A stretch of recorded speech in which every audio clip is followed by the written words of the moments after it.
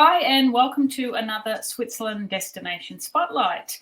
Today we're going to be talking about the beautiful Swiss city of Lucerne, and my guest today is Céline Deplazes. Welcome, Céline. Thank you, Caroline. Thank you very much. Hi, everyone. Well, it's great to have you here with us today. So the first question I want to ask you is for those people who perhaps haven't visited Switzerland before, whereabouts is Lucerne located? It's really easy, actually. And I like to say that Lucerne is the heart of Switzerland because it's really in the center. So Lucerne is located in central Switzerland and also Central Europe. So very easy to reach Lucerne from Zurich Airport. It's only a 1 hour train ride, or even from Geneva, there's a direct train. It's about 3 hours. So Lucerne and the whole region is a great hub to stay, and then you can explore the region or even all of Switzerland. Fantastic. So aside from it being in the center of Switzerland and the center of Europe, what else makes Lucerne a must-visit destination? So there's multiple reasons, obviously, but I want to focus on 3 things, and I think those are also the things that make Lucerne such a special place, because nowhere else you have the combination of a beautiful city with a wonderful old town, lots of culture, because we have a big concert hall, the KKL, it's a concert and convention center in Lucerne. Then we have a wonderful lake, Lake Lucerne, and it has a very special shape. So if you're on a boat ride on Lake Lucerne, it feels a bit as if you're in Norway. I like the comparison because the lake has fjords like you have in Norway. So it really feels as if you could touch the mountains. And then, of course, the mountains. So Lucerne is also known as the gate to the Swiss Alps. So when you arrive in Lucerne, you will see the Alps in front of you. And I think it's that combination. You stay in the city center and you have a beautiful lake for relaxing boat rides, but within 1 hour you're on top of a mountain peak with wonderful views. And I grew up in the countryside, so I'm a countryside girl, and I moved to Lucerne 4 years ago, and I had the chance to live in Zurich before because I studied there, and I also had the chance to live in New York for a year because I did my internship with Switzerland Tourism. And when I came back, I loved Zurich because coming from New York, you couldn't move back to the country. I couldn't move back to the countryside because it would be too much of a culture shock. But after a year or two, I sort of was a bit done with the city life in a way. So I still didn't want to move back to the countryside. So Lucerne was the perfect place for me because I can have the best of both worlds there. So culture, lots of restaurants, events, and still I have the mountains in front of my doorstep. And the countryside just a few minutes away too. Exactly. So it's really a great place if you can't decide what you want. In Lucerne, you have everything. Yeah, that's for sure. So what are some of the main sites and attractions that draw most visitors to Lucerne? It's obviously the water tower just behind me on this side, water tower and chapel bridge. So that's probably the most famous site in Lucerne, if not in Switzerland. Maybe the Matterhorn is more well known, but I think chapel bridge is pretty popular as well. So that's a must, and you can't miss it because when you exit the train station, it's right there. And then, of course, the Lion Monument, which is very popular. And in my opinion, also the Musec Wall. It's the old fortification wall. And you can visit it from April to November. It's free of charge, and it gives you a wonderful view over the whole city, the lakes, the lake, and the mountains in the background. There's lots of other things to explore, but I think those are the 3 main highlights. Obviously the lake, but I wouldn't count this as like a site. But yeah, those are the highlights. And then the old town, of course, as well. It's very small. Lucerne in general is very small. You can walk everything. You don't need any bus or bike. Just the way to explore the city is just to walk around. Yeah. Great. And I think too, one of the advantages, and you mentioned this before, is that you can be on a mountain summit in an hour. So a great thing about Lucerne is if you don't have much time to spend in Lucerne, you can combine, a wander around the old town and see those the Chapel Bridge, the Mooseg Wall, etc. And then you've still got time to go and do a mountain excursion. Yeah. So for the people who are watching that aren't familiar with the mountains that are close to Lucerne, which ones are they? So the three most popular ones are, or let's say, the three most popular ones are probably Mount Pilatus, Mount Titlis, and Mount Rigi. And then during summertime, there's Stanzerhorn as well. They are closed in winter. They are well known for the open-air cable car. And also quite close to Lucerne is Mount Stoß. That's the steepest funicular. And they are open all year round. It's a car-free village, and they have a beautiful hotel on top. So those are the most popular ones. And if the next question would be which one's the best, I couldn't answer that question, because I always say it depends what you want. So if you want to go for some easy walking, hiking, then I would go and recommend Mount Rigi. It's the lowest of those mountains that I just mentioned. If you want to go up the mountain with the steepest cogwheel train in the world, then head to Mount Pilatus. They have 2 hotels on top as well, and a great view over the city and the lake. They have snow during winter time, not in summer. And if you want to see snow even in summer and the glacier, then go to Mount Titlis. So it's really, I think you can go to all those mountains and it's a different experience all the times. And maybe for those traveling with a Swiss travel pass, I'm sure your audience is familiar with it. Mount Rigi, Mount Stanzerhorn, and Mount Stoß are fully included in the Swiss travel pass. So that's also very unique for the region. Nowhere else are so many mountains covered with the Swiss travel pass. Yeah, that's right. That's a big benefit. It is. And again, just touching on when people are short on time, with Mount Pilatus and Mount Rigi excursions, they can combine a boat cruise as part of the transport to reach the mountain as well. Yeah, exactly. So during summer, so Mount Rigi, you can go by boat all year round, and Mount Pilatus is only during summertime, because the side where the cogwheel train goes up and where the boat goes is closed during winter time, because there's snow and it's all frozen, so it would be too dangerous. Exactly. And I also like to recommend that combining Mount Rigi when you arrive from Zurich or when you head to Zurich, because instead of taking a direct train from Lucerne to Zurich, you can go via Mount Rigi to make your arrival or your last day or whatever it is a scenic one. Yeah, that's a great tip. Thank you for that. Now, one thing that a lot of people relate to Switzerland with is chocolate and cheese, or two things there. So the culinary specialties. If they want to try something a little perhaps local to Lucerne or the region, where can they go to do that? There's various options, but my favorite place is right in the train station, and it's called Markthalle, which means market hall. So their idea is to have a market, a local market, 365 days a year.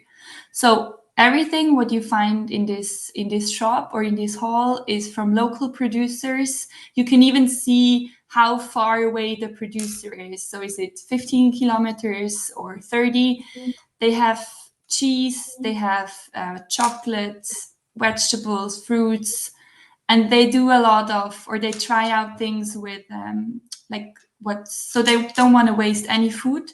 So they do their own like sauces or sandwich. So it's also a great place to buy a sandwich if you go on a hike. So that's one place, and it's really it's not below the tracks, so on the ground in the train station. And then another place, you probably know it, is Bachmann. That's a bakery, but they also sell great chocolate. There's various shops all around the city center. It's a pink logo. You can't miss it. It's in the train station, by the Schwanenplatz, in the old town. So it's everywhere. And if you want to have something a bit more, let's say, fancy and also a bit more expensive, but very exclusive, you can go to Max Chocolatier. They have a shop in the old town, and their production is in Lucerne, and it's all handmade.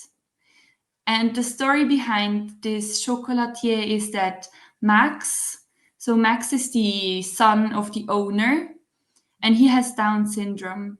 So whenever he had like some struggles in school, or if he had to go to therapy and he didn't want to, his parents would promise him chocolate.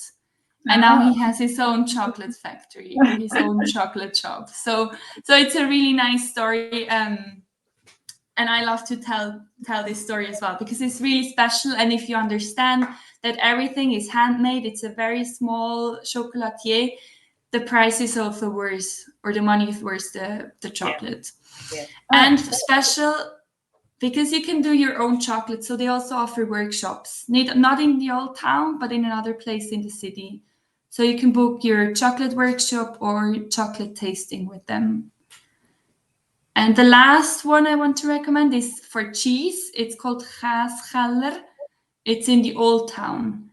And this shop, in front of their shop, they sell cheese pies. So small cheese pies. And when you pass by, you can buy a small snack. So that's another great place to try some local specialties. Oh, fantastic. Is there a best place or best area in Lucerne that you would recommend visitors stay so they are close to all these sites? Or perhaps is there a hotel that you particularly like that has an amazing view that people are going to remember forever? Yeah, there is actually. So in general, as I said, Lucerne is a small city. You'd probably all say that it's a village. Outside of Switzerland, Lucerne is more like a village. So it's really in walking distance. But if you want to stay in the best area, it's around the city, the train station. So around the old town area, around the lake. And if you want a very special hotel with a great view, I can recommend Hotel Montana. It's reachable by a little funicular from the city, so you don't have to walk up.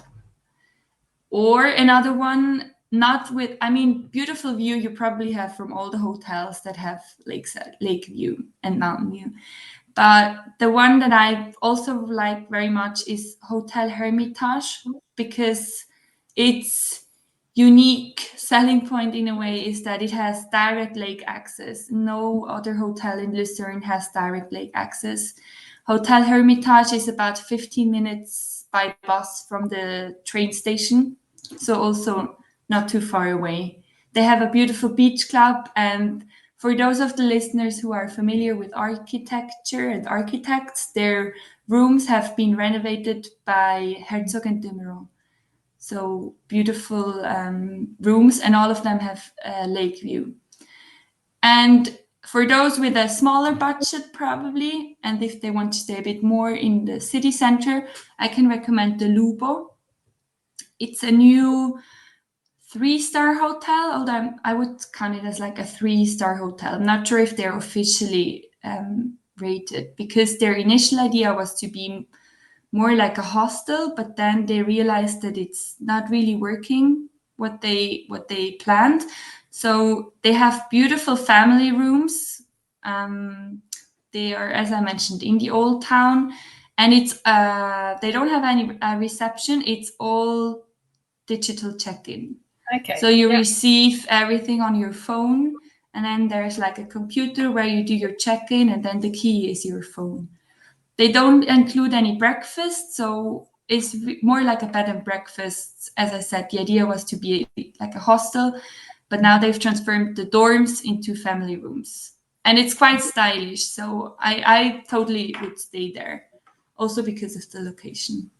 Okay. So those are probably the 3 that I can really recommend that are a bit special. Okay, and that last one, it will be great for people watching who have families traveling with their children. Yeah, that can be difficult exactly. to find suitable. Yeah. They also have they offer like long stays, long-term stays, or Okay. So you can stay there for 3-4 weeks. Yeah. Okay. So if you're using Lucerne as your base and going out and doing day trips, or if one of the adults is working perhaps and the rest of the family are coming along, that would be a good place. Exactly. Now, I'm sure there's something happening in Lucerne all year round, but do you think there's a best time to visit, or is there a season that you really particularly like in Lucerne? Yeah, again, here I would say it depends what you want or what you expect. So our busiest season is definitely summer, our summer, meaning June to September. This is when hotels are very full, prices are higher, and the city is very, very busy. If you want to swim in the lake, that's of course the time you need to come. That's the warmest time. But in my opinion, I prefer autumn because you still have warm temperatures. The light is beautiful. The colors of the leaves are changing. It's a great time to do some hiking. And also during winter time, it's a different feeling, but I love the vibe in the city when all the Christmas lights are up, Christmas markets. We have lots of small Christmas markets, no big markets, which you probably know from like Germany. Lucerne is small, so our Christmas markets are small. And then in January, we have a light festival. So once all the Christmas lights are away, we light up the city again with our light festival. It's during 10 days, beginning of January. Next year, it will be 9th to 19th of January. So also wonderful time to visit.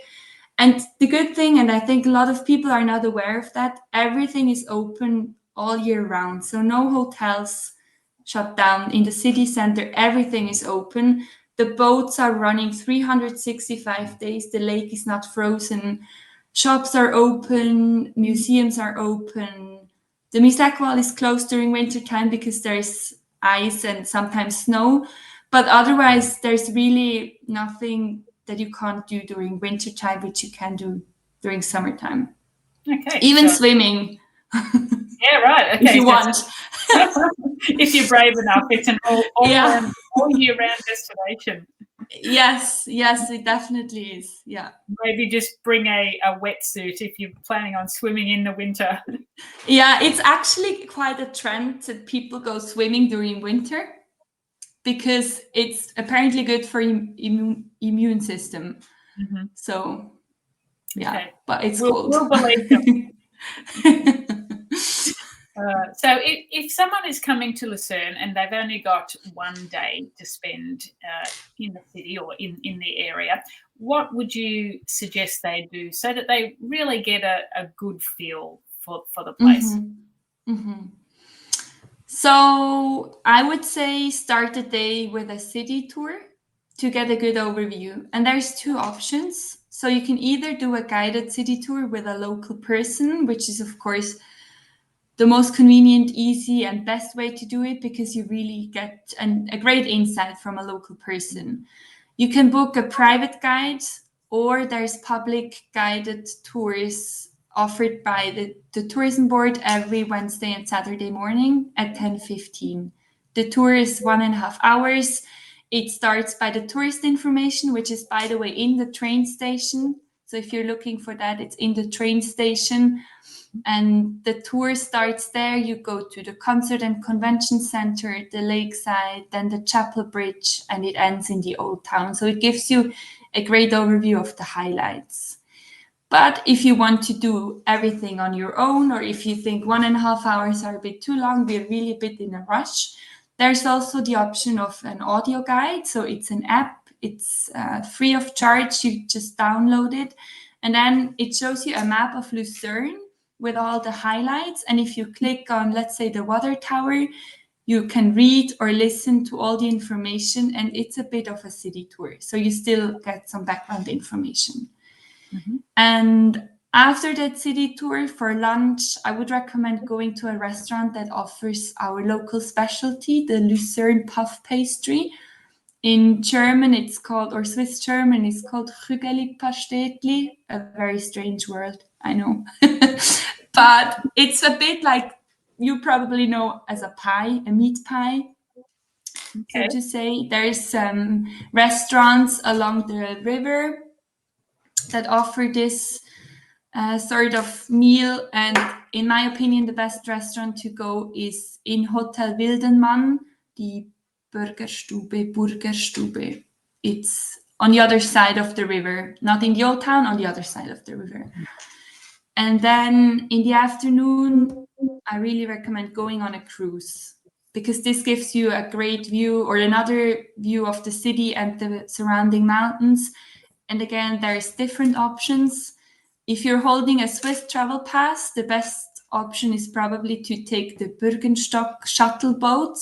So Bürgenstock is a luxury resort on top of a small hill, and the shuttle boat brings the hotel guests to the hotel.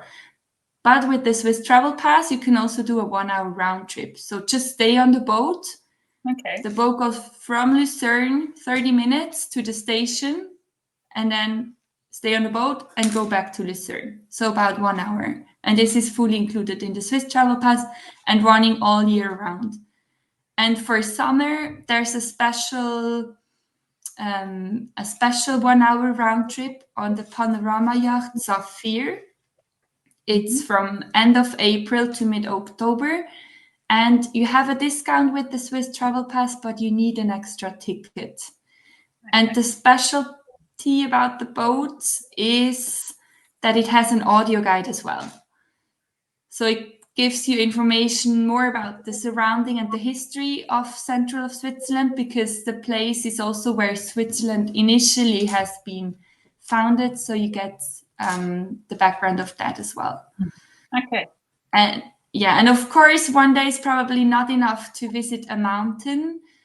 So if you have time, I would recommend to still see the city from above, but probably from a lower point than from Mount Rigi or Pilatus.